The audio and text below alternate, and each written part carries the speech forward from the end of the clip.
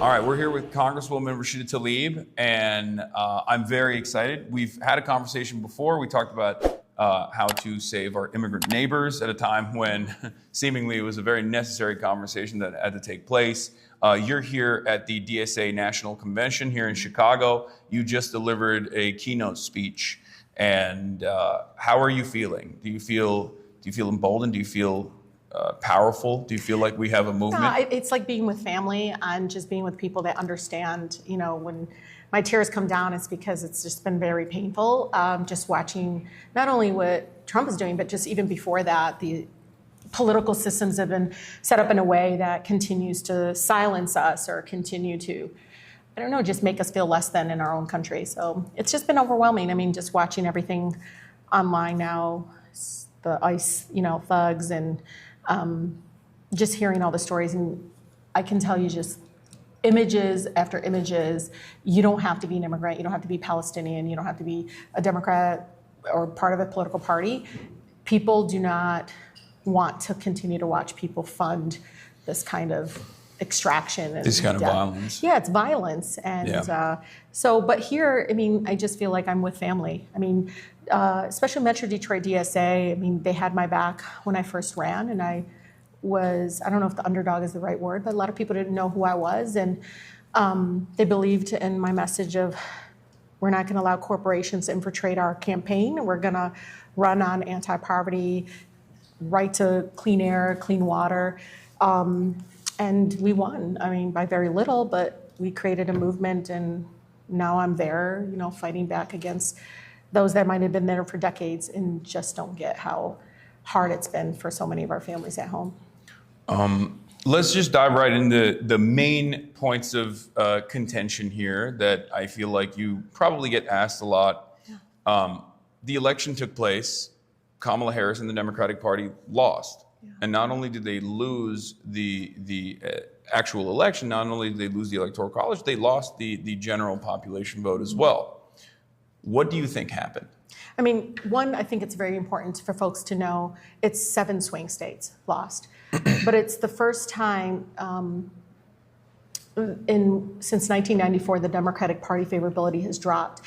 I want folks to know when he was elected the first time in 2017, Democratic Party favorability just jumped, skyrocketed. That did not happen now in 2025, even though there's overwhelming opposition to the betrayal bill that literally kicks people off of health care and gives to the rich. Yeah. What I feel very much is there has been an abandonment to some of our core values. I grew up with a UAW dad. He was a Democrat. Didn't matter if there was a D next to their name, they voted Democrat because in many ways it was like hurt reduction. That person will hurt me less. Yeah. So I'm going to go with that party. But now people, the lack of trust, but the lack of really feeling like the party has their back. They didn't want a Palestinian Muslim that said the G word campaigning with Vice President Harris. They wanted to campaign with Liz Cheney. Yeah. And I don't, understand why they don't understand how terrible that was. And it's not just the vice president. We're not talking about, it's not her.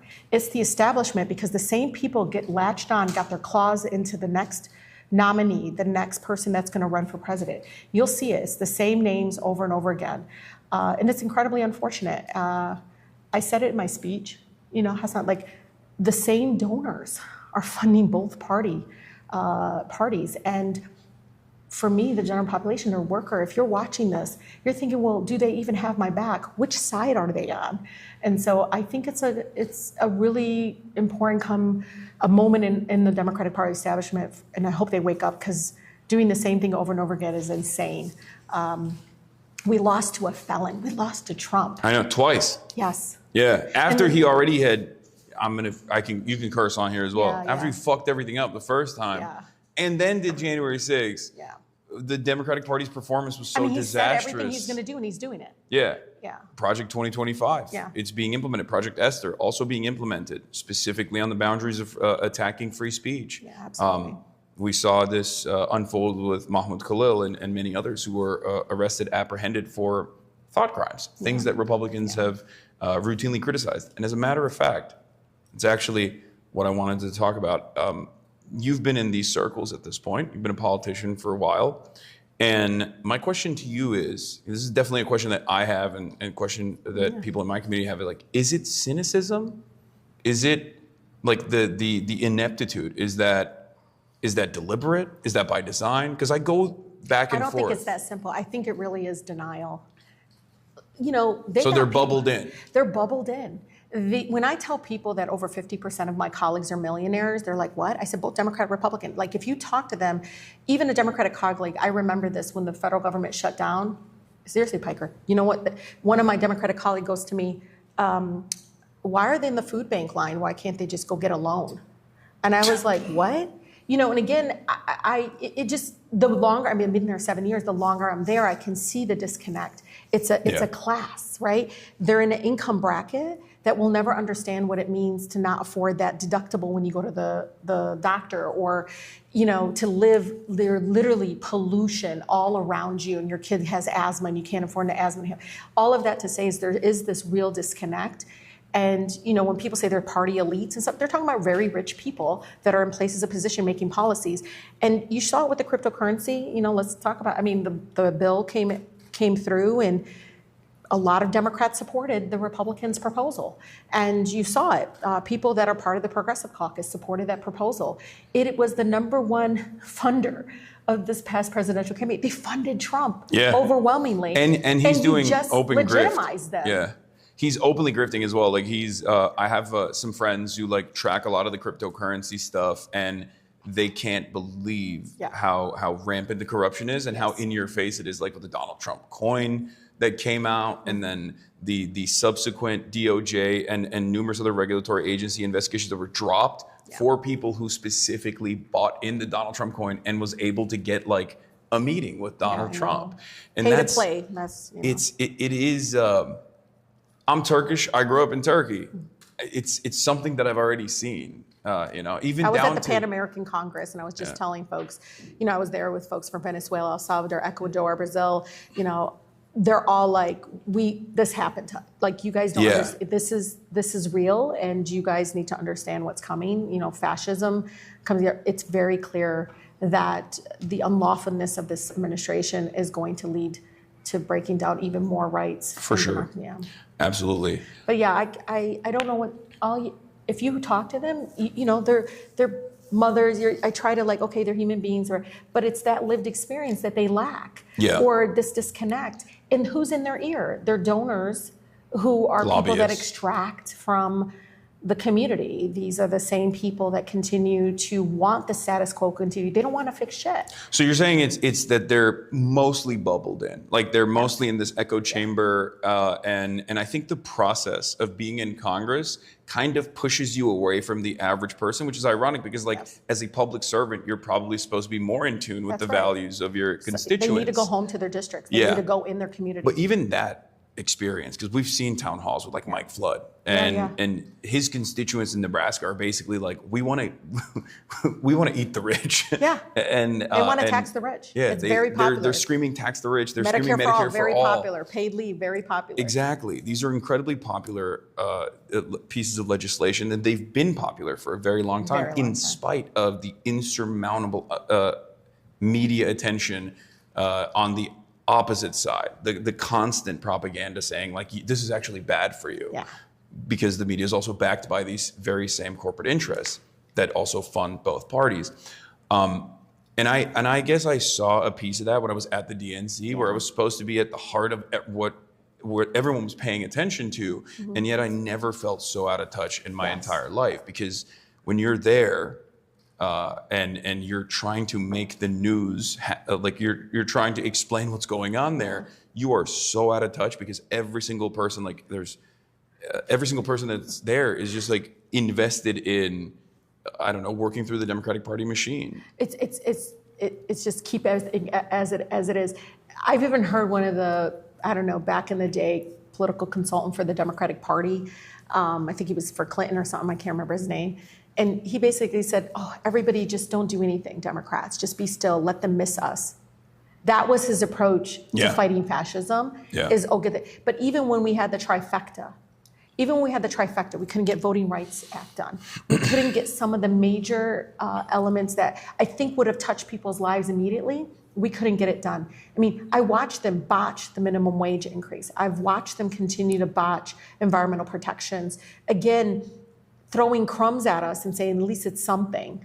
But our lives, it's not like we can get years back, right? I mean, you get sick, you get cancer. It's not like you can stop getting cancer. You need access to quality health care and not go bankrupt in our country if you get sick. And so I wish there was a way to explain anything, but everything that people might think right now out there of the bubble, the swamp, whatever the hell they call it, it is a part of its corruption, a part of its who gets to ears of the members of Congress, but it's also a part of the fact that many of them, again, are in an income class that will never, ever, no matter they have the gavel or not, understand the urgency of moving on these agendas that, to me, are nonpartisan. Yeah. These are... Their kids aren't the ones getting poisoned That's right. when the new like AI data center is like opening up next door and then the water supply is destroyed. That's right. So they don't have these They're they don't not have in these Flint same immediate drinking poisoned concerns. water. You know, they're just, Yeah. they're never going to understand. They think press releases, letters, you saw me say it, tweets, all this, like that's enough to make it. People don't fall for that shit anymore. Yeah. They know. It's like, well, how'd you vote? You know, I think I was the only one to vote no, absolutely no. My son was with me on the floor, my 14-year-old, and he's like, Mom, you're the only no. I said, it's 14 acres of Forest Service land given to a concrete company in Wisconsin. I'm not going to support, especially if the Forest Service Department is like, no, you know, they don't want to give the land. 14 acres to a for-profit concrete company in, you know, Wisconsin. But it's this whole idea, not in my backyard, right? No, Yeah. not in my backyard. As long as it's not in their backyard, they don't give a shit. And I, you know, functioning that way loses, again, more trust within the Democratic Party establishment. I mean, we already know the Republican Party is way out there fucked. Like, I don't know how to explain it to you. I used to talk to Republicans, they were decent, you know, they wanted, you know, small government, whatever. It was understanding. But now it's so extreme. You feel like there has been a transfer. I mean, Absolutely. It's undeniable that there's been a transformation where Donald Trump has rebuilt the party in his image, and not only just the party. Donald Trump has rebuilt American politics in his own image, like to suit his desires. That is for sure. I'm of the mindset that this is just a logical extension of many, many decades of Republican policy and reactionary framing on issues, and that Donald Trump isn't necessarily an aberration, both in 2016 and certainly now, but simply the logical conclusion of Republican attitudes and Republican politics. So I don't know. Do you disagree with that? I mean, I think, I don't know, you know, if it's the Texas kind of type of Republicans, but I know Michigan, many Republicans in Michigan, that I have a lot of them in my district. Yeah. The conversations they have with me is, I'm so glad you talk about the Pentagon budget. Keep talking about the Pentagon budget, and they're deficit hawks, right? Like they're increasing the deficit. And right now, the anger that they have is mostly around that. Like, oh, well, the budget that they passed. Well, I'm just telling you, these are folks that are like, we're going to be bankrupt. And you know, but they can see that Trump doesn't give a shit either. He increased the deficit by over $3 trillion. But there are some that have these conversations. I mean, they come to my town halls. They're not interrupting. They're literally like raising their hand and saying, I'm glad you want to audit the Pentagon budget, the defense budget, because... Oh, you're talking about Republican voters. Oh, yeah. Oh, no, I was talking about Republican colleagues of yours. I separate like Republican voters from... No, my colleagues, in out of due respect, and I know they're going to kill me, and my sister has heard me say this, I feel like they're sheep. Yeah, no, for sure. No, they won't get away from the herd, and if they do, they get kind of swatted at or called into the office. Yeah. And Dad says, stop fucking around and do it. You know what I mean? Yeah. And he throws some T-shirts and signs it or some swag to them. Yeah. But it is this like kind of going with the herd. That's even when they're like, oh, this is awful. I mean, I don't know. Epstein's really thrown a curveball. Yeah. That's been interesting to watch. Yeah, that has been interesting to watch. The thing I wanted to talk about, that's something that we're going to get to. That obviously also Israel is another issue that I definitely want to talk about. But one of the things that I have seen is that there is this mechanism of whipping votes and making sure that you don't even have to extract concessions that the Republicans utilize effectively. Do you feel like the Democrats have failed to do so and command in the same way when they are in charge. Because one of the things that was very frustrating for me watching, Joe Biden from afar, even before his unlimited genocide policy, was the very fact that there were constantly like a revolving turnstile villain structure within the Democratic Party that would consistently spoil bills and would present themselves as opposition to the Democratic Party's agenda, things that they ran on, which was, again, like you said, not even pushing the needle as far as it needed to be pushed. And I think we all know. I mean, you don't have to name names, but you can just wink at the camera. Maggie Hasan, Joe Manchin. There's a bunch. There's a bunch of people. Kirsten Sinema was another one. There's a lot of like centrist Democrats. We don't have, that doesn't exist within the Republican Party to the same degree. You have the Thomas Masseys. You have one or two people who just have like one issue. But yeah, there are some, but again, they all fall in line afterwards. Why is the Democratic Party unable to whip these votes? I mean, I think it comes down to the fact that there are people like me and others that don't take corporate PAC money, and we don't follow the herd. We just can't. We just don't. I mean, I'm not. Well, I wasn't considering you a spoiler. I was considering like the centrist Democrats who are not actually considered a spoiler at all, but they are the ones who spoiled a lot of Biden's legislative agenda. They never get attacked. It's bizarre. I went and had press conferences in front of the White House because, President Biden produced more fossil fuels than any president prior. And it was a frustrating issue of the fact that, Earth is burning. We got to move with urgency on the climate crisis. And here we go. Democratic elected president is out there producing and saying, oh, we're doing all these great things in this bill. But you're producing more fossil fuels than any president in the history of our country. And I mean, licensing increases and everything. But Hasan, I can tell you that they sometimes have these names for members who pick up certain seats or are in states that might tend to be, 50-50, or they end up protecting them. They end up being about them because they're all about, and it's the best saying I've heard, was a person that was fighting for Voting Rights Act. She was an advocate, came to my office. She says, Democrats are really good about keeping power and trying to keep power, but not using power. Yeah. And these folks that are centrist, they don't know where they stand. It depends on which town hall, what they say to different groups. It's like they completely, but I saw people in very, very Republican-ish district stand for Green New Deal, like Katie Porter, and still win. She stood for Medicare for All and still won. And her district was very, very, leaning Republican, had a lot of Republican base. But people knew where she stood. She was anti-corporate greed. She was for fixing our health care. She was pushing back against price gouging. With these folks, Hasan, I can tell you, as soon as they walk in the room, I go, here it is. They don't give a shit about the Democratic base. They are talking only to Republicans in their district. And that has always been, I think, very much a hindrance in moving some of the important things, especially what DSA supports for working families. I mean, some of them were so angry that the UAW went on strike all three companies.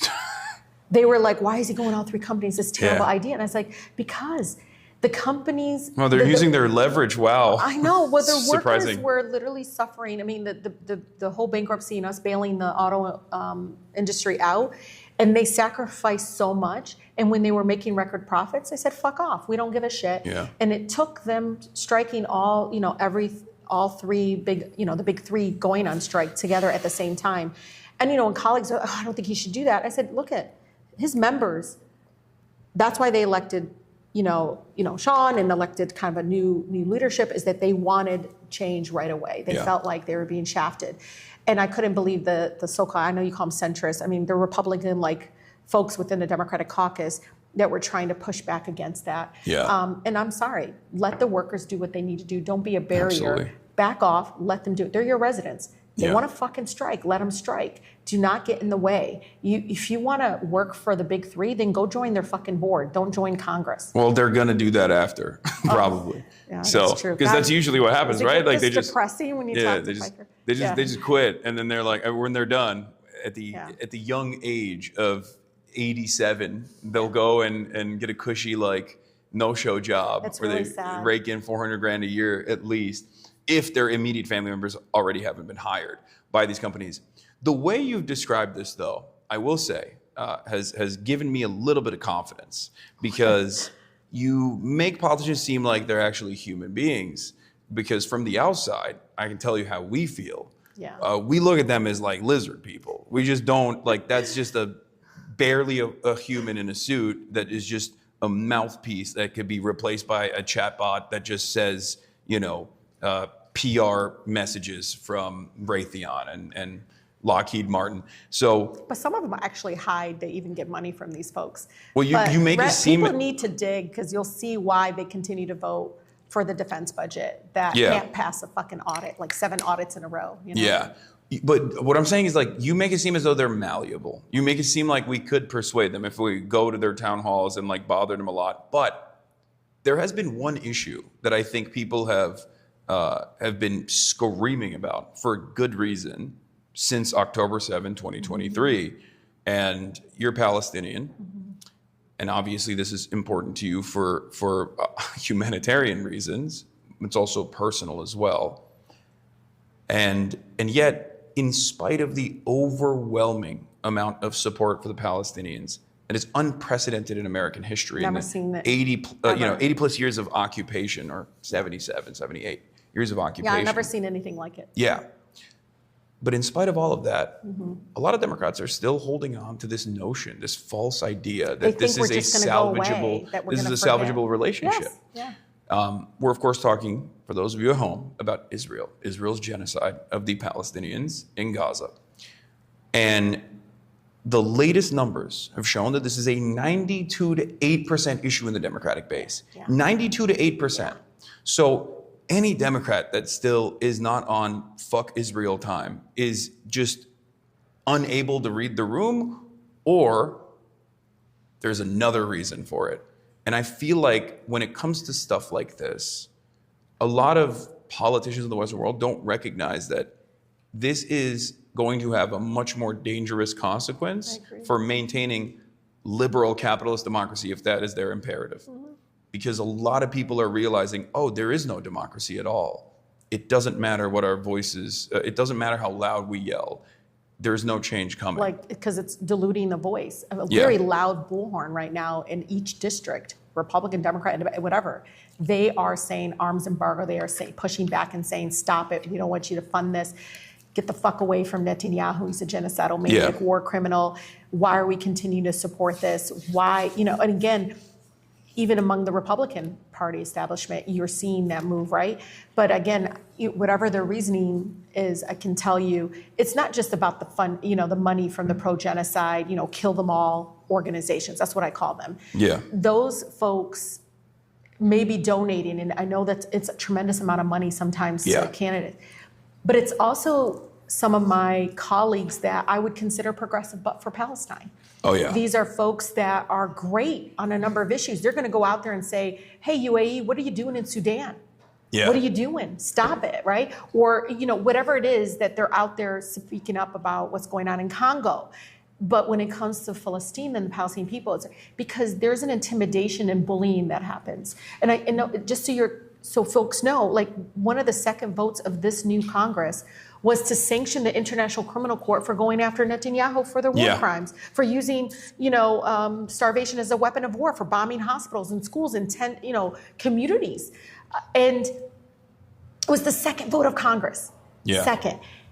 Nancy Pelosi once said, even if Congress fell apart, they would still get back up the next day and fund Israel. Like, even if Congress was destroyed, I haven't heard there that would one. still be money for Israel. It was one of those I don't know, I think it was like a JNA conference or something, a million of those things happen a year. Well, I could tell you, so right after that, some of the new members, which I was really proud of them, they voted not to sanction the ICC. Yeah. Within a week, there was a text message to their Democratic base in their districts, because many of them were in what they call safe Democratic seats. They send a text message, tell your Congress member, why did they expose our U.S. soldiers to a foreign court, and just wham it, call your member of Congress. again, they didn't sign, hey, we're the pro-genocide, we want to kill all Palestinians groups. Yeah. But they came off, again, using our U.S. military. That's who, no, this was to uphold international laws and international human rights laws. But they intimidate and bully. These are members, Piker, that do not get money from the pro-genocide groups. Yeah. They don't. So you can look it up. They don't take money. But they are very much scared of the reaction from the group. They're going to primary me. They're going to come after me. They're going to call me anti-Semitic. I mean, it's that kind of intimidation and bullying that I think people don't pay attention to, that is also as dangerous as the donations that come in to their campaign accounts. Wouldn't you say you, Ilhan Omar, and inshallah Zohra Mamdani, and maybe some others as well in the future, kind of prove that that doesn't work? I mean, it's not great. It's not great to be in your position. No, I know that, like, you I've said receive this it. too. Yeah. Recently, a colleague said, you know, what do you have done? I said, I would have voted my district. And that person responded to me and said, you're right. I said, I bet you if you polled them, it would come back 60% in support of you voting for that amendment. And she said, nah, I think it would come back as 80%. And I said, but then why not vote your district? Vote your district. They will have your back. If anything, they attack you, use it. Show them that I stood with my district and I stood with my people, and they are attacking me for it. They're trying to bully me. People will donate. They will support that person. They will knock doors because they don't want to sell out. They don't want somebody that's bowing down to the status quo. They want somebody with courage in Congress. Congress has the worst approval rating ever since I've been there. And you wonder why. It's because people don't know which side you're on. You're iffy in this side. First of all, there is no fucking strategy in genocide. Either you're against it or you're not. There's no strategy. This weapon or this weapons are weapons. The fact of the matter is, don't take it from me. Listen to the Knesset. They are telling you with genocidal language, with ethnic cleansing language, kill them all, starve them. They're blocking trucks from coming in. That's who's in charge. You think it's mega? It's mega on steroids. The Likud party, Netanyahu, and all those folks have always wanted the ethnic cleansing of the Palestinian people. Yeah. And so even though there's a small minority of folks in Israel right now speaking up, they're being suppressed, they're being targeted. And all that to say, Piker, is like, my colleagues need to listen to their district and focus on their district, not the bubble of, you know, Washington, D.C., who's like, don't do that. They're going to do this to you, or they're going to do that. If you're going to function from a place of fear and be paralyzed on a very critical issue that is not a Palestinian, a Muslim, an Arab issue. It is an American issue. One of my colleagues told me a farmer in Wisconsin got up in his town hall, asked him, why the hell are we funding this? He was proud. He's like, good. Listen to the people who might not, again, share my ethnicity or faith, are telling you overwhelmingly, stop it. We can't be supporting this and the funding. I think this played a major role in Kamala Harris's defeat. I don't know. You can hear it from even young black voters in my district who said, I don't trust them. If they're going to let a genocide happen, I don't trust them.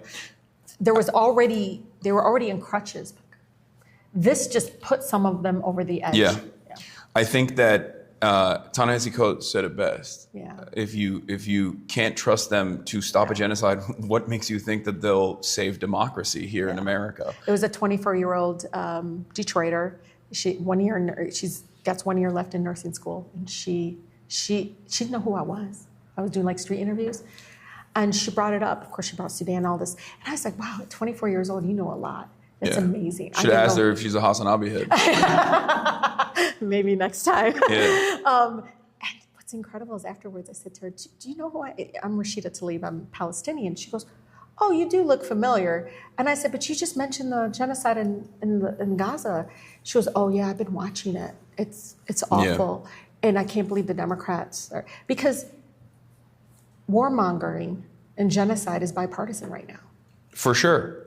Literally half of my caucus votes for the budget, the defense budget. It's not just that, but it's like there's so much entitlement and so much arrogance coming from the Israeli envoys that are used to getting no pushback whatsoever, and then like uncompromising loyalty, that they just can't contend with that at all. So like any kind of questioning of like, why are you starving children, immediately causes them to fall apart. And I think a lot of people see that. And then the Trump administration also does insane things. I feel like half of the messaging coming out of like the admin right now is him just basically signaling to everyone that he definitely was on the Epstein lists, like he definitely was an Epstein friend, and then the other half is just like pushing for a bill that basically dictates that you go to jail if you're a nurse that at one point said free Palestine. So like when Americans see that, or when they see FEMA funds being revoked if you don't sign a loyalty pledge to Israel, of course they're going to be like, what is this? What is going on? And then there's two things that I think I try to warn liberals and Democrats in general on. One is that there is a major messaging void. There are unfortunately not many people like yourself in the Democratic Party, or at least in the eyes of the population. People like Marjorie Taylor Greene are filling that void of being like the anti-Israel voice. And I don't even just mean anti-genocide, I mean like straight up anti-Israel. Because there is a lot of animosity towards this country that we have always perceived as the most moral nation. It's insane to think, but there is a lot of anger, and I think it's the number one way to communicate earnesty as a politician, because it's one of those issues where it's like so overwhelmingly popular with the base, and it's just not even talked about in mainstream outlets, even though that's changing a little bit, but it's too little too late, and I think it's a little bit of ass covering. And then with politicians, it's on the Democratic Party side, politicians are just so quiet about this issue that everyone goes, "The fuck? What do you mean? This is not like a thing on your mind at all?" And I think they will pull everything except this issue. Yeah, and I've had conversations with the Pod Johns, the Pod Save America boys, before the election and after the election, doing an autopsy with them, and before the election, warning them on this issue. And the feedback I got from them was so strange. Like they were like, well, there's a lot of Jewish voters in Michigan that really want Israel to continue doing its unlimited destruction campaign. I was like, that's not true. That isn't true. That's not true. Most of the student encampments I've been on and near are been led by Jewish students. Yeah. Overwhelmingly. Yeah, there's certainly a generational. Yeah, they need to separate, of course, the faith from the oppressive genocidal policies. That's not. No, they're doing. When they say "not in our name," that's what they mean. Yeah. Also, it's that kind of messaging coming from supposedly progressive individuals or like people on the liberal side create what I like to call woke dual loyalty, where you're just like, oh, this person is Jewish, of course they love Israel, and that's a good thing. Versus what someone like a neo-Nazi says, oh, of course those people love Israel, and that's a bad thing because they're Jewish.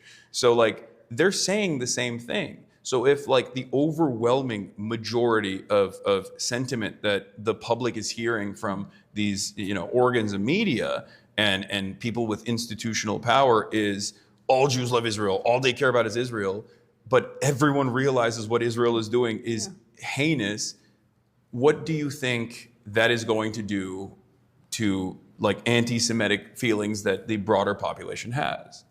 Yeah, I don't know what it will do. I just know that one of the things that my Jewish neighbors have been very, very active. I mean, I've never seen this kind of movement, especially among younger generation of Jewish neighbors who are very much trying to push back against that narrative, push back against and call it out. They call it out in a way that me and you could never do. In a way, because it's so authentic, it's so real. It's like, stop. This has nothing to do with that. I do not support a genocide, but I don't support apartheid. I don't support a country, again, that's using faith to drive out a whole people, right? Yeah. And so I don't know what it's going to land on. I know, everybody knows anti-Semitism, and there's no hierarchy who's getting hated in our country. Yeah. It's all real. It's all connected. But the people that weaponize it, the people that are doing it in a way that is trying to silence us, my God, some of these organizations are actually saying JVP is anti-Semitic. There's a Jewish organization. Yeah. That's all to silence, to bully, intimidate. And that's what I was talking to people about, is that's the way they've been trying to dismiss, but it's not working. It's not working anymore. No, it's not. Not even a little bit. And I think like your success in Congress is certainly an example of that. I would say that even someone like myself, I have been an advocate for Palestinian emancipation for a decade plus of my professional media career, but like there were certain ways I always had to dance around this tightrope whenever I talked about this issue, with the full knowledge that, like, even though what I'm saying is truthful, Yes. I know that I will get deplatformed Yeah. because most people don't understand it. Most people don't know. And as a matter of fact, I saw this in the immediate aftermath of October 7 when so many people just simply could not hear someone saying, no, you don't understand. Israel is still the responsible party here for maintaining this incredibly brutal occupation that, of course, led to inevitable violence in retaliation. And people just were not ready for They that. couldn't even say ceasefire. Yeah. Like, I was there. J Street. They couldn't even say, please. You couldn't even say, I don't care. They know how I feel. Well, the reason why I brought J Street up is because they were one of the groups. There's it's a liberal Zionist group, and actually This was an opportunity for them to Yeah. do the work that needed to be done and what they stood for, and they didn't. Yeah. And that's shameful. And it really is shameful that they didn't push. I mean, And now 22 months in, the president came out and said, yeah. maybe it's a genocide. He said maybe, though. Yeah. So one of the things that was really, we're taken aback is Congresswoman Cori Bush and I doing the ceasefire resolution in October, to be called by the press secretary of Biden as repugnant and disgraceful for doing it. It was so bizarre. I had local electeds, council members, school board members, again, didn't share my faith or ethnicity, reaching out to our office saying, hey, I have this resolution, can I show it to you? And then they come back to me and said, look, the president of the board is like, can we take the word ceasefire? Ceasefire was a bad word. It was so fucked up. And nobody said, don't say de-escalation. What the fuck are you talking about? The answer to war crimes is not more war crimes. War crimes are war crimes.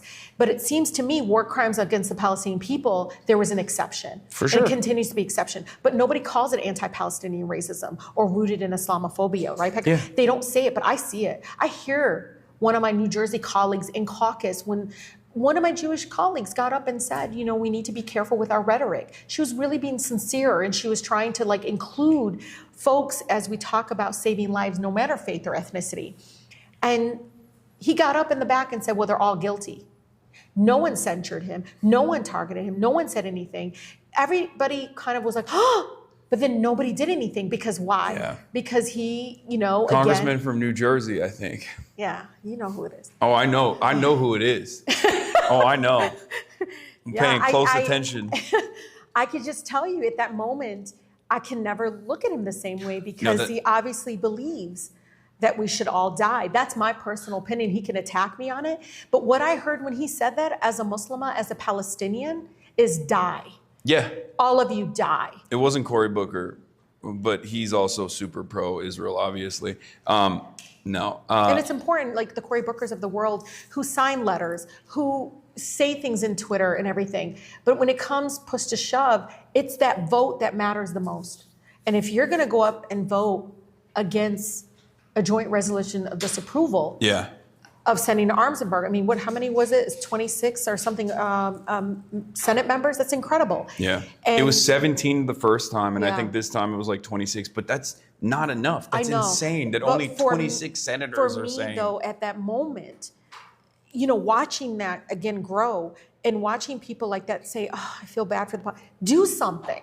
Yeah. Say, it's not just say something, that was 22 months ago. Yeah. Right now, it's your vote that matters. Arms embargo, vote to end any form of weapons to a war criminal in a genocidal state right now. So, judging by what I've heard from you as a congressperson, I feel like if people were still directing pressure campaigns and letter writing campaigns and messaging campaigns and calling their congresspersons with overwhelming force, then maybe you could potentially break through, and it's not this other sinister purpose where it's the third rail that nobody touches and everyone is too scared. But the reason for why they're scared is because they think falsely that their base actually wants them to continue doing a genocide. That's what you're saying. I think there's a handful of colleagues that I know for a fact they know their base has moved on this, but they're still afraid because of the bullying, intimidation. Again, I'm not going to sell my soul to hold a seat. It's just not in me.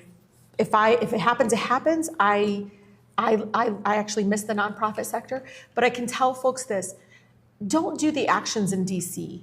do them in their backyard. Yeah. Show up in these spaces where they're expecting you to ask about, of course, the Trump and the fascist regime, but you should also ask why certain members voted a certain way that you disagree with.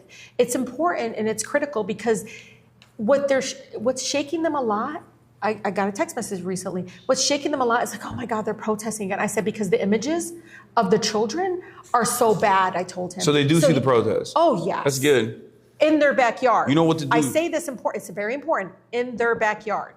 You know, one of my friends is like, hey, I'm gonna do this billboard. I said, why are you doing there? Why are you doing the billboard there? Is that where that person will see it? Like, oh, I didn't think of it that way. I was like, yeah, don't do it for do it to spread the overwhelming feeling that, again, our member of Congress should be listening to us, not special interest groups and then genocidal groups. You should be listening to us. Okay. Yeah, I know, Piker. I'm an organizer and I'm a social worker, and I'm telling you as somebody that has organized immigrant rights, you know, I would show up to these members, this place, and they would be shook because they weren't expected to be asked this, because everybody thinks, oh, there's a D next to the name, of course they're doing the right thing. Guess what? Genocide is bipartisan, and Democrats started the genocide under Democratic control, trifecta, and it's now continued under Republican control. Yeah, no, they set the stage for a lot of the things that Trump is allowing to continue to happen right now. And everybody goes, oh, how could it have gotten to this point? It's like, well, you did it. You voted or you refused to vote for it. You refused to communicate the desires of the overwhelming majority of your own base. You lost the election because you wanted to continue the unlimited child murder. Biden wasn't negotiating the ceasefire. Yeah, that was another thing. And the media certainly, I don't even want to say abdicated his responsibility, because like this is the responsibility of corporate media, is to basically defend the State Department and its interests no matter what, as they did with the Iraq War, which was unjustifiable and completely illegal. But they defended it. They defended it on that very same principle. I mean, just look at the United Nations and the ICC. Anyone who dared to enforce international laws onto the government of Israel was attacked, was targeted, even personally. And my colleagues watched this happen. I mean, look at that. Now you see the flip side is happening within our, who's going to control the White House. Do you feel like the more like younger, bold, anti-Zionist congresspersons, including Summerlee as well, or Zohran Mamdani, not receiving any penalties whatsoever for their staunch opposition to Israel's genocide, but instead, as a matter of fact, potentially winning favor with broader constituencies? Do you feel like this could inevitably cause some Democrats to read the room a little bit better, or maybe recognize that like the bullying and stuff is just completely astroturfed, and that no matter how many don't let them bully you. No matter how many they're empowering the bullies. Yeah. Instead of pushing back against the bully, they're empowering them. Yeah.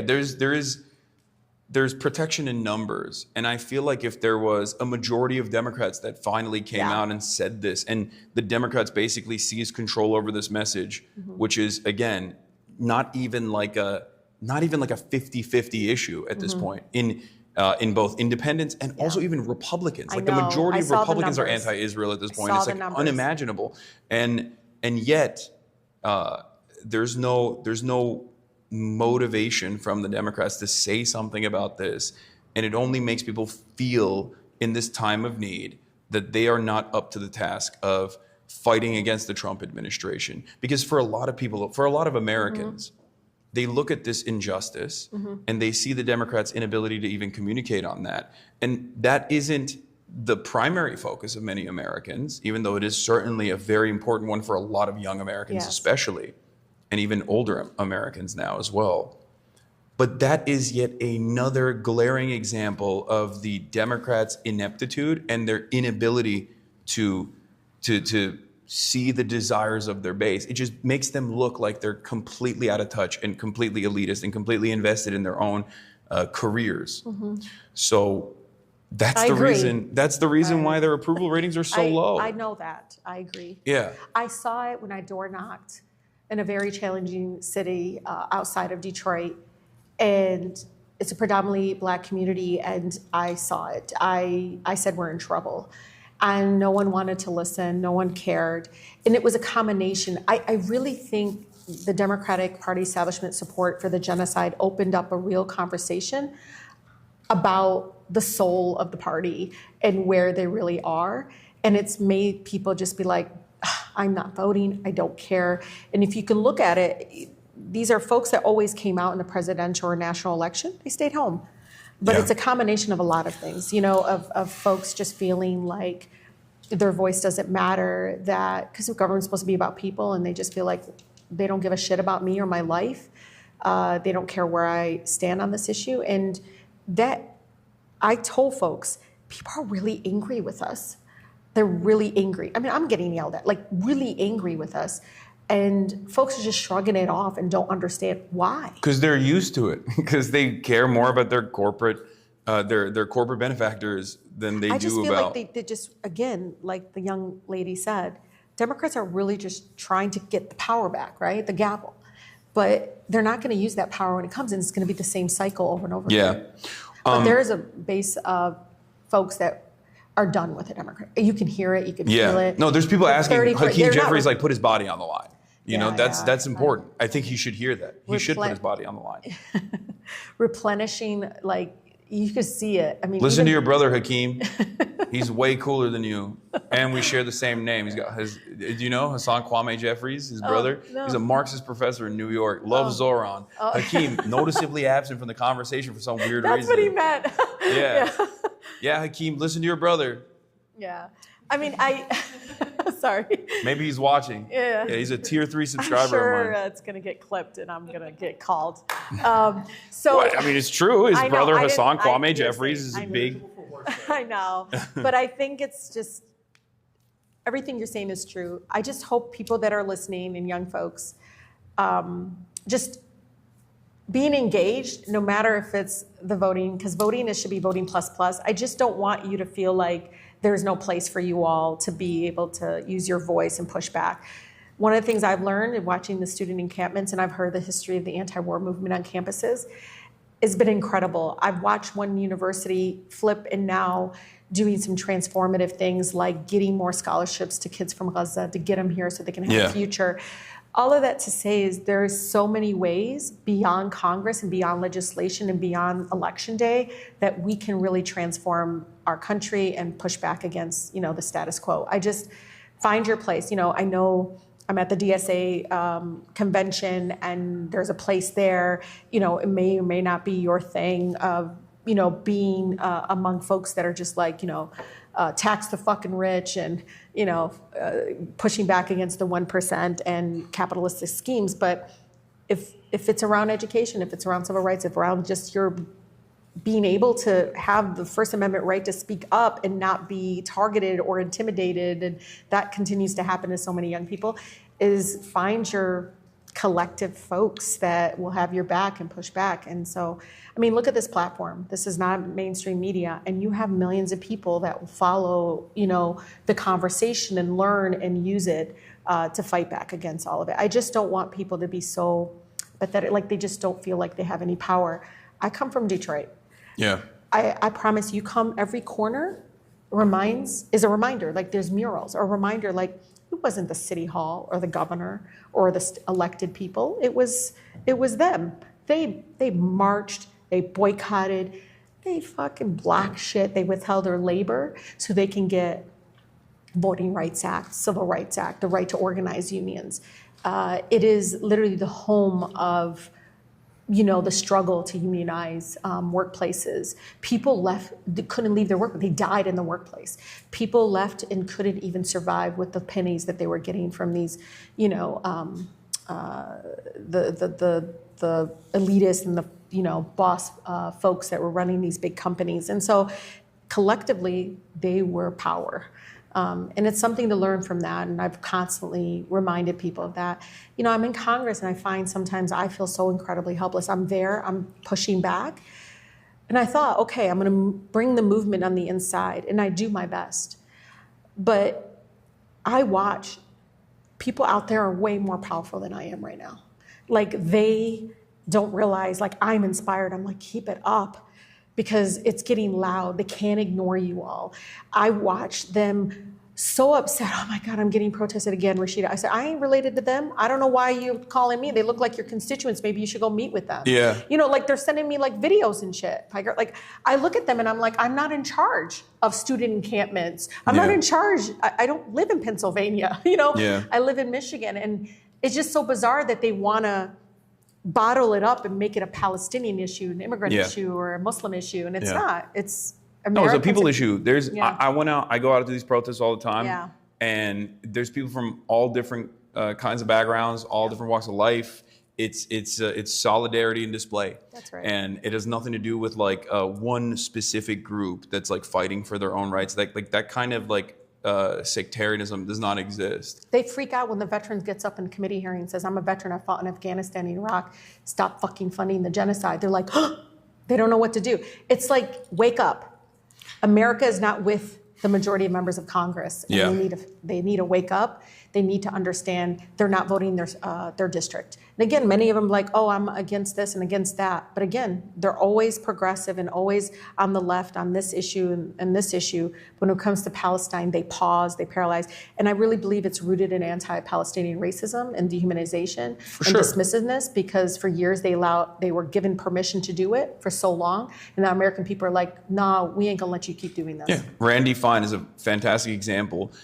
This is actually something that I find really horrifying.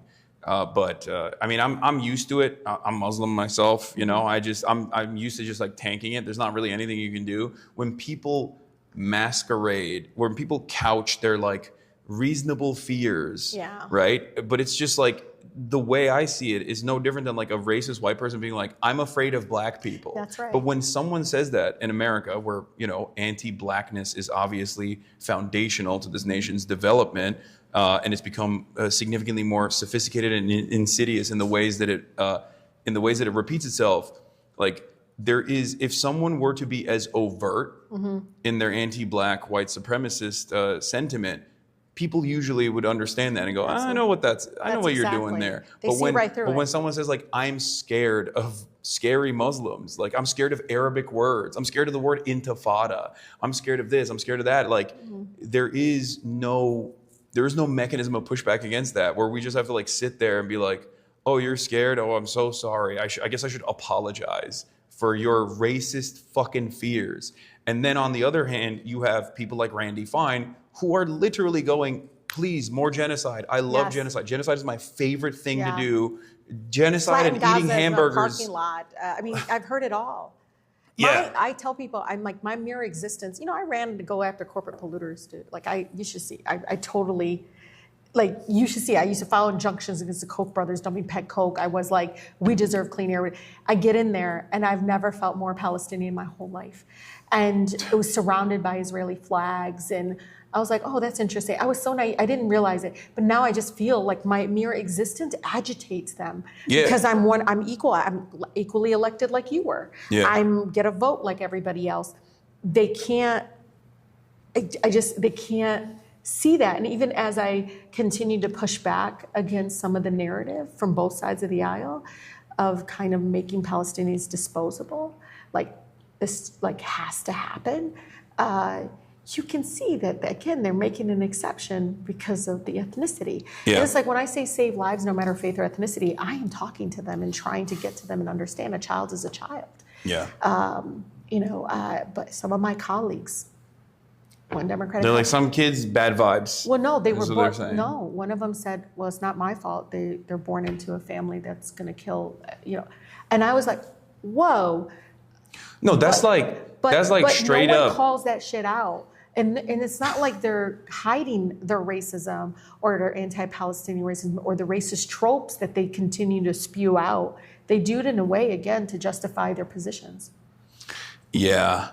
That's horrifying to have to deal with, especially amongst your peers who have tremendous amounts of power, and ultimately the incredible power to stop all of this. Because like without our unlimited support, without America's unlimited support, Israel cannot do a genocide. Israel cannot be this belligerent entity that destroys all of its neighbors for a Greater Israel Project that they are clearly championing, openly communicating their desire to do so. I kept saying that to people. Okay, so they're like, Rashida, I don't like Netanyahu. Great, then why'd you send him $14 billion? Also, it's not just Netanyahu. It's not. I know that, but when they say that to me, yeah. I just look at them and say that. And then some of them say, I'm for a two-state. I said, well, you did shit to even get to that point. Yeah. Like it's 10 years too late. They're writing letters right now to say we need a Palestinian state. You should have fucking did that 10 years ago. Why are you doing it now? Whatever your opinion. I mean, I grew up in Detroit where separate but equal didn't work. I believe in coexistence. I don't believe in this shit like you get more. My grandmother's only crime was being born Palestinian, so she's less than in her own land, in her own country. That's all she's known. But no one wants to hear that side, right? They've rationalized this like bullshit around like, well, those indigenous people, whatever, that's bullshit. It is absolutely ethnic cleansing. Yeah. Absolutely. Like even if they weren't indigenous people, which they are, but even if they weren't, it would still be unconscionable cruelty to an outgroup, right? Like the treatment of Palestinians as rootless cosmopolitans that don't have like that. My grandfather used to tell me stories that because a lot of them didn't have access to education, were farmers, both my grandparents. But he's like, he'd be like, Cito, listen, they would think that we're savages, that we're dumb, that we're nothing. We're just, they would paint them out to be these angry Arab people. Yeah. So they could justify killing them. Yeah. And it's like, oh, we shot them because they were going to shoot us first. It's like, I was unarmed. I didn't have anything. And it's, a practice that still continues. I know. Yeah. But, God rest his soul, like my grandfather always was like, I don't understand. I used to pick olives next to my Jewish neighbor. There was no, Friday was call of prayer, Saturday was Sabbath, and Sunday was church bells. That's how we existed. And then, folks came in and had this like, whatever structure that they wanted to put in to completely erase and remove people. It's sad. You go into villages, you can still see the stairs to the homes that were demolished. Yeah. No, it's devastating. And that what you're describing here is I think an area in this conversation that most Americans are still not privy to. Yeah. And I don't even expect people to like recognize the totality of this violence and this the violent practice of like maintaining an apartheid structure for so long. But I do think that the environment is changing in unprecedented ways, in ways that I never thought was possible, where so many people are, up in arms. They know where Palestinians are now. Yeah. And, I mean, so many people don't know what happened in 1948, but they know what's happening is wrong. Yeah. And I just smile. It's a sad smile, but I'm just silent. I was like, thank you. Like, you're like, but why are they it's just overwhelming, like, support now. I mean, in 2018, I went door to door, and people are like, what are you? I'm like, I'm Palestinian. They're like, oh, my doctor's from Pakistan. I was like, I would then correct them. And, but now it's like, how's your family? Is everything okay? I can't believe we're letting this happen. Yeah. And they also don't believe it's just Netanyahu. They believe in that it is absolutely a violent apartheid state. No, it's an ideology. Zionism is an exterminationist ideology built around ethno-religious supremacist values. So when people say like, oh well, I'm a liberal Zionist, like I want there to be a Jewish. I've heard that so many times. I'm a liberal Zionist. I want there to be a Jewish ethno state. I'm like, okay. Like, what do you mean? It's like saying you're like a liberal Nazi. You want an Aryan majority ethno state? Like, what are you talking about? There's people there. Yeah. There's people there that Israel is occupying the lives of. There's people there that Israel is like ritualistically destroying the lives of, and all at the behest of this project. There is no like liberal angle here. And then post October 7, it basically showed that reality. There is a poll that came out. People are seeing exactly what the Palestinian people were screaming and saying, please, do you know this is what they're doing? There's a poll that came out from the Israeli Democracy Institute. Mm-hmm. They routinely poll Israeli society. Now, Israel, given its ethno-state status, has two designations. And I'm telling this to them. This already. Yeah. Arab and Jew. Those are the two designations for Israeli society. Even though there is a shit ton of Arab Jews, they're classified as Jews, and everyone down to Armenians and Christians and Muslims who are not Jewish in Israeli society are declared Arab. Okay, those polls show that at this stage, 79% of Israeli Jews say they care either not at all or not enough about the starvation that's going on in Gaza. Only 0.8% of Israeli Jews have said that they don't know anything about it. I saw something with 80 at one point, maybe it was a while ago. Yeah, so clearly this is a manifestation of extremely right-wing, reactionary, fascist ideology that has overtaken Israeli society, has captured Israeli society. And this is part of the reason why I even tried to make pleas to politicians directly when I was talking to them in the lead up to this election, where I was like, just do it from a partisan position. Just say Netanyahu's bad, say Netanyahu's a bad guy. He's pro-Trump. Just like anything, try to angle this if you don't care about the humanity. Some of them are so two state. I'm like, while walls were being built and apartheid structures were expanding, I said to them, okay, but Netanyahu says no state. That's right.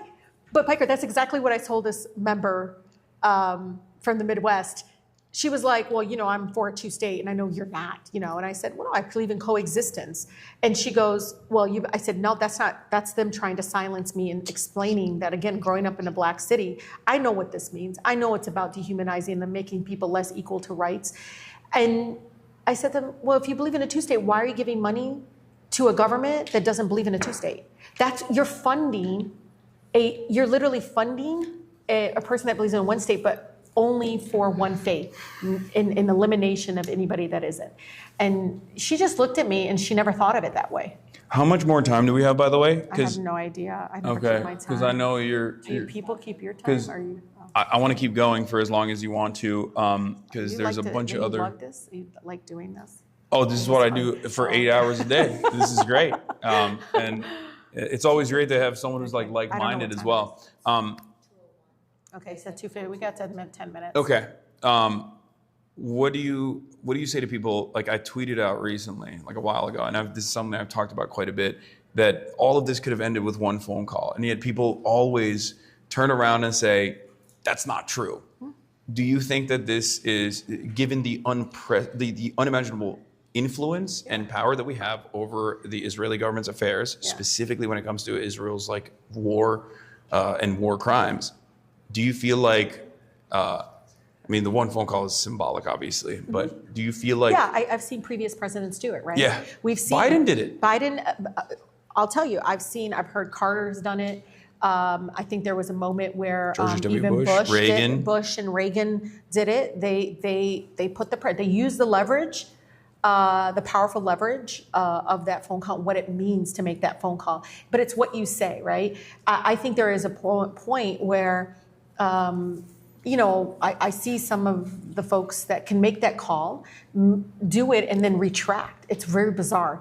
But there's no way if the government of Israel loses support from the U.S. government for the genocide, for the continuation of forced starvation, it would end.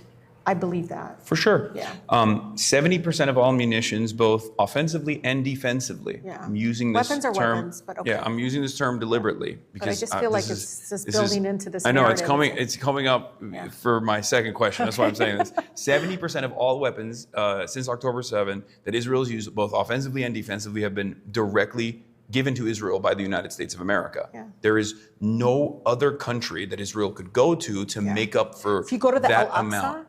If you go to the Al-Aqsa, the Dome of the Rock in Jerusalem, there are casings where if you go up, you can see it says made in the USA. Yeah. It's just because it wasn't the first time, right? This is not the first time. But I think they do that to show people that's who's funding the violence and the aggression on the Palestinian people. Yeah. But no, absolutely.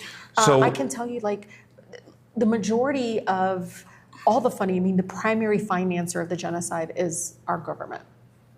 Yeah, absolutely. There has been some contention, which I'm seeing now, where Democrats are basically like finally trying to come around to being like, well, maybe no offensive weapons, right? Like, well, let's just stop the offensive weapons. And it's like, you said weapons are weapons.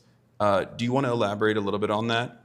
I mean, they're weapons. The fact of the matter is, you have a country right now, didn't bomb only Gaza, bombed a number of other countries, just poking and poking and poking and trying Lebanon, to drag. Syria, Iran, oh my God, you should see Iraq, what they're doing in Lebanon. Yemen. And a lot of my families are from South Lebanon. And I mean, every single moment around there, and it's used to enable and basically continue the status quo. That's exactly what that's about. Yeah.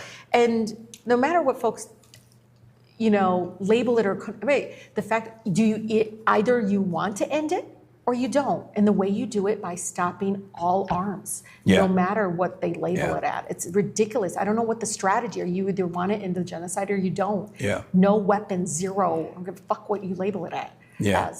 We don't give an Iron Dome. We didn't even give an Iron Dome to Ukraine, and they deserved it. Like, they needed it, and Israel said no, and we didn't give them the Iron Dome, and they were being pummeled by Russia. We certainly don't even entertain the notion of like the civilians that are living in Russia. There are civilians living in Russia. They're getting a counterstrike by Ukrainian drones and whatnot. Do they need an Iron Dome? Are we pushing for an Iron Dome from them? Or are we giving them defensive weapons? That's never existed in the history of any conflict. And of course, people will say Israel is our ally. You got to look at the arms sales. You got to look at everything. That particular vote that came to the House, but look at the arms sales that 26 senators tried. That part of that arms sales is all of it.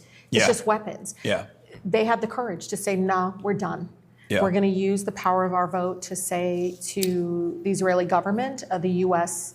or their districts, their respective states, do not support the continuation of the slaughter of a whole people. Yeah. One thing that I wanted to talk about that's not directly related to foreign policy is this overall attitude or overall optics of the Democratic Party that they're not fighters, that they just want to like roll over and show their belly and cower in fear and then hope that like people forget that they did that and then not vote for the Republicans and then maybe come midterm like they'll vote in Democrats in power. But one aspect of this has, I think, unfolded in the redistricting conversation that's taking place right now. For those of you who don't know, Texas is redistricting, or Donald Trump has given the primary directive to Governor Greg Abbott and the Texas state legislature to redistrict Texas so that they get 5 new Republican seats. Give me 5 seats. Yeah, he said, I want 5 new Republican seats. Why is it that every state that's run by a fucking Democrat, why do they all have independent commissions and every state that's run by a Republican does not, so they can just do that?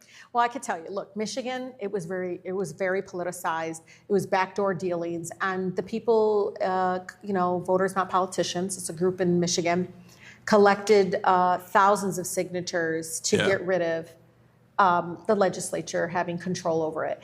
And it was good because it was transparent, unlike in the past. But I just want you to know it was the people on the ground that voted for it. I know. There's like Common Vote, I think, is another one, right? It's like, there's a bunch of these like kind-hearted people. I know. But you should have seen the congressional district before we had an independent commission. They were god-awful. They would just cut. I mean, it's not like that's perfect. I'd actually think they still do it in a but not as aggressively. They'll cut off like a neighborhood, just like cut it off a street. Or in one instance, they had like this community in Pontiac literally dragged in all the way to Detroit. It was like 45 miles between. So I get it, but I can tell you the conversation is happening in the chats, and there's a conversation right now. What the fuck are we gonna do? Yeah, no, we gotta fight fire with fire, right? Yep, that's right. I mean, you should see. My colleagues are always like, well, that's not the rules. That's not the process. What the parliamentarian going to say? And this is me. They don't give a shit about the parliamentarian that's unelected. They don't give a shit about process. They've never exactly. cared. And you should see they bow down to not do the minimum wage because the parliamentarian told you not to do it. And then of course fire the parliamentarian and reappoint a new one. Dick Cheney did it. Do what we need to do to protect our residents. Do what we need to do to protect our residents. You have to push back against the system and the structures that really weren't built to protect working people or protect this is why Trump won, because he said the institutions are not protecting you, and there's truth in that. So everything he does, they tell him, we're going to get sued. He says, I don't care. Yeah, he said the institutions don't work for you. Fuck the institutions. I'm just going to do this. I'm going to do that. And he, of course, lied. The Democrats, for some weird reason, also lied, of course, but they lied not even in like the direction of positive change. When I say that, it's the leadership in those that, again, I have no idea why they're not out there really listening to people. They're listening to consultants that has been working for the party since 1990s. Yeah. This is not about ageism or anything. This is about people in the school of thought.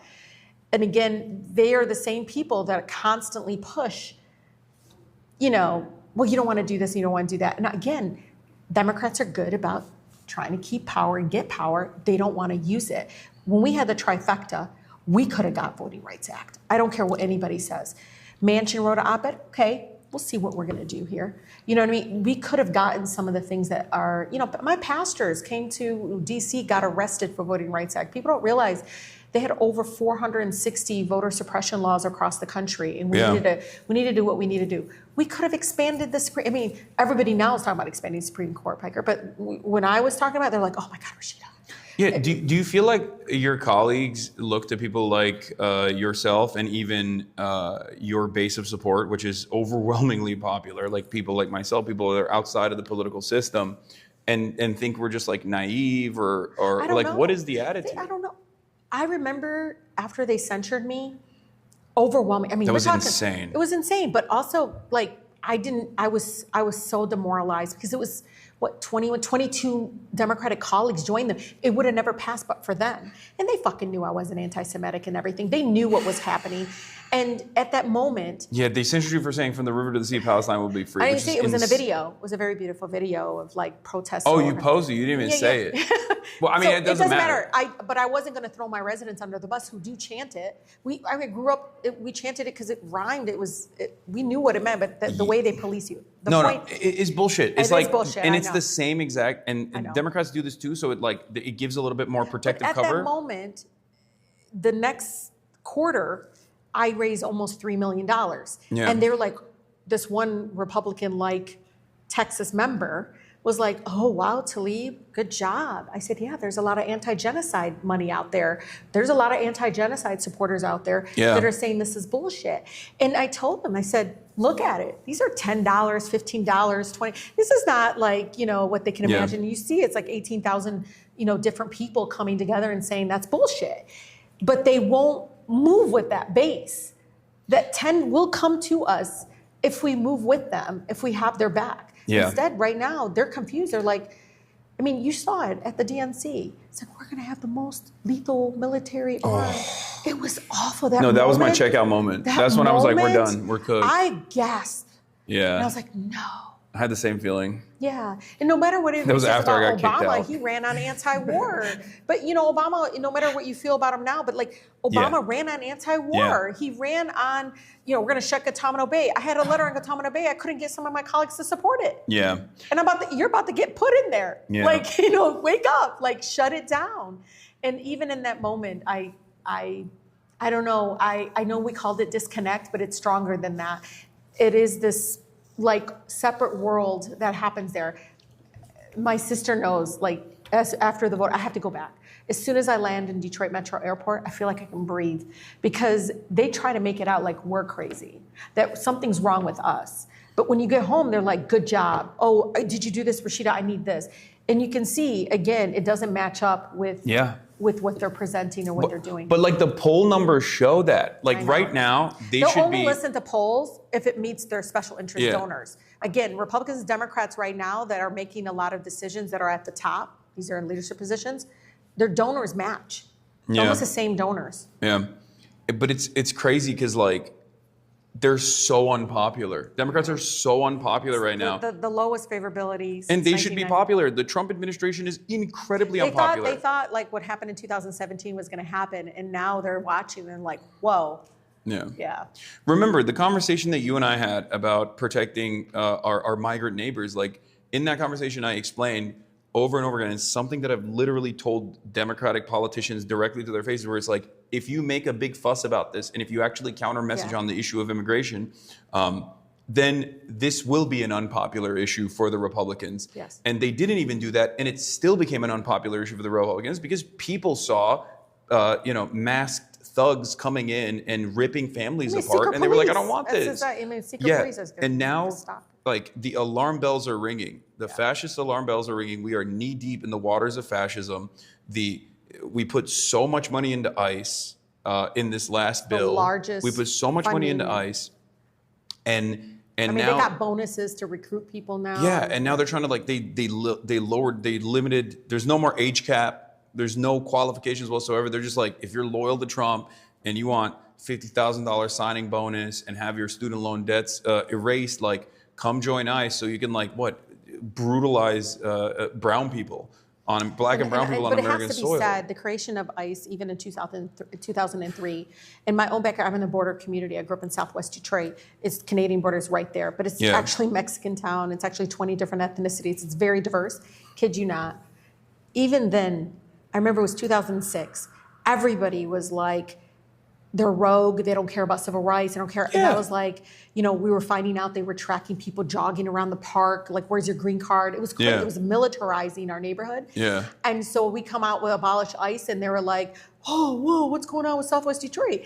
And even our surrounding Detroiters were like, what are you guys doing? They tried to warn us. The immigrant communities, when ICE got created after 9/11, you saw it. The majority of people getting deported were my Latino neighbors. And it was so aggressive, so violent.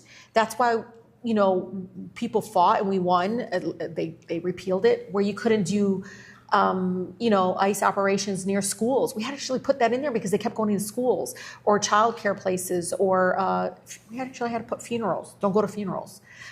It was churches, faith-based. The worse than the mafia. Even the mafia doesn't hit the funerals. But we had to give them guardrails, which no women and children. Yeah, it was awful. And I still remember at that moment, it was Obama was the president, and the fighting and the back and forth.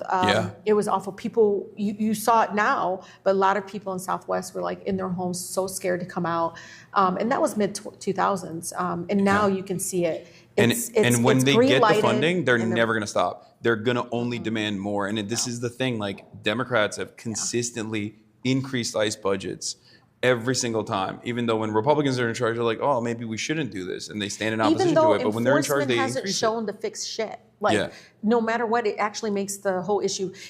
It's a civil violation. Exactly. It's not supposed to be a criminal violation. They don't want to fix the immigration system, by the way. If they did, because they want people to low-wage workers. They want that. Yeah. They're just going to get a whole influx of other people. They benefit by a broken, inhumane immigration system. Yeah. The big 1%, the big companies, the industry and the ag, all of them, restaurant industry, hotel industry, they all benefit by a broken, deteriorated, inhumane immigration system. Yeah, that's why they went to Trump and were like, dude, what are you doing? Yes. Like, you're getting a little too racist for us. Like, a little bit of racism is good, so we keep them in a legal limbo, but you can't like literally deport them. You're deporting half of our workforce. And that's been the modus operandi so far. I do feel like there are two different forces within the Republican Party, like the obvious capitalist forces that want to at least like scare people into thinking that immigrants should remain non-citizen. Yes. I'll give you a story. And then there's the Stephen Miller contingency that's like, no, I don't want like a single brown person in the country. I mean, he's white supremacist. So in my community, I was, I'm trying to figure out the patterns from ICE and who they're coming at after. And I remember it was a gentleman, he was here for 13 years, just had a baby like 5 weeks before. And the family called our office, and I went through the steps. I was an immigration attorney, so I was trying to figure out, okay, he's not in the system, what's going on? And it was later found out that his boss, who didn't want to pay him, called the number. Oh, yeah. To get him deported so he didn't have to pay him. Purdue did this, and all the big ag business and like the poultry businesses, like they will go, they'll get if they even think about undocumented unionizing. migrants. If you think about unionizing, they'll call ICE on their own workers because they don't want that. Okay. Well, Rashida Tlaib, you have been fantastic. Thank you so much. It appears that we've run out of time. That's okay. Thank you for doing the favor at the beginning. Of course. Anytime. The family never asked me anything. I was like, I'll do this. No, of course. Yeah. No, it's nothing. And thank you so much for coming on. I appreciate it so much. And thank you for using your platform. I know you don't hear it enough. No, seriously, thank you. Because it's not, of course, about Palestine. It's about these structures and stuff. Yes. And folks need to know they're not alone. And I think when they hear us talking, or they feel less alone, like, okay, it's not me, it's the system, it's the structure. So if our politicians are not going to fight to save American lives, then we're just going to force them to do it anyway. And I don't think they understand that. People like us need to run for office, but I can tell you, I just hope there's and my DSA siblings that are here know, you got to get out before they chip at your soul. But there needs to be another group of folks there to agitate from inside, because we can't just not have people that think like us in these institutions that weren't built for us. I find that even being in there is like a protest. It's like pushing back against, these false narratives and the racist tropes and so forth. Because Congress shouldn't just look differently. They sprinkle us on for diversity. It should also speak differently and feel differently. And I think the more people that are unbought and totally really corny and want to change the world for the better, and come from a place of love, it needs to infiltrate more into Congress, a lot more than it is now. All right, well, thank you so much. Yeah, thank you. I appreciate it. Really All appreciate right. it. Do you shake hand? What do you do? Fist bump? My brother. So Adam's gonna kill me for doing that. No, it's all good. He's like, Mom. Yeah.